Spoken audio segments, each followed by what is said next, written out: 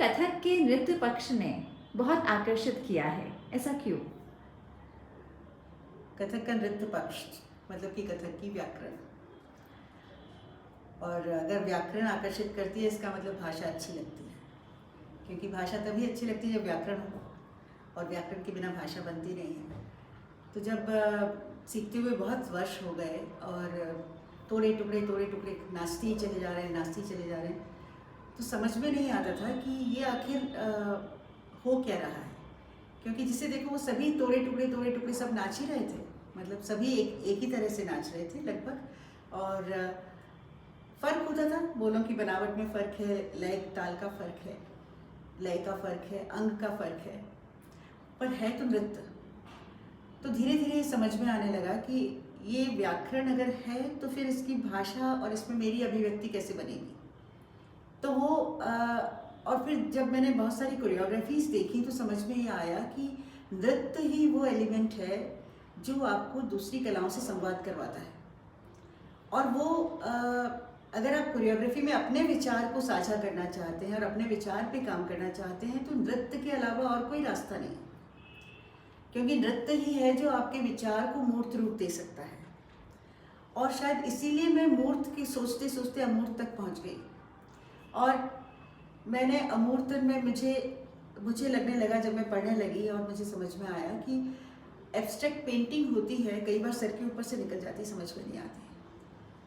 तो जब कथक का नृत्य होता है तो बहुत सारे सामान्य दर्शकों के सिर के ऊपर से निकल जाता है। तोड़ा देखिए, परन देखिए, टुकड़ा देखिए, तिहाई देखिए, किसको पता क्या हो रहा है।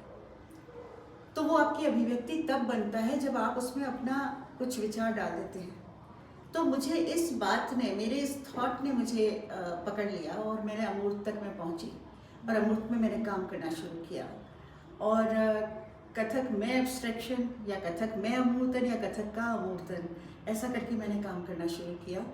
और सच्चाई ये है कि तब मुझे समझ में आया कि कथक में तो पूरा के पूरा अमूर्तन छुपा हुआ है। कथक तो इतना कंटेम्प्रेरी है, कथक में एब्स्ट्रैक्शन इस तरह से आया हुआ है, वो हमें ये कहने की ज़रूरत ही नहीं है कि क्या सूफी होता है या क्या ये होता है, कुछ नहीं। कथक का अपना नृत्य पक्ष इतना स्ट्रॉन्ग है, वो इतना बड़ा एब्स्ट्रैक्शन है कि आप उसके माध्यम से कुछ भी कह सकते हैं। मैंने कहीं एक जगह इस्तेमाल किया था कि नृत्य में नृत्य संभव है, कि जहाँ नृत्य के माध्यम से आप अभिनय तक कर पाते हैं, तो फिर कथक का कौन सा पक्ष रह गया जो आप अमूर्तन के माध्यम से नहीं कर सकते। और शायद इसी वजह से मैंने एक प्रस्तुति भी की थी दिल्ली में, जब मैंने अमूर्तन पे काम किया और मुझे फेलोशिप मिला था, senior fellowship government of India का।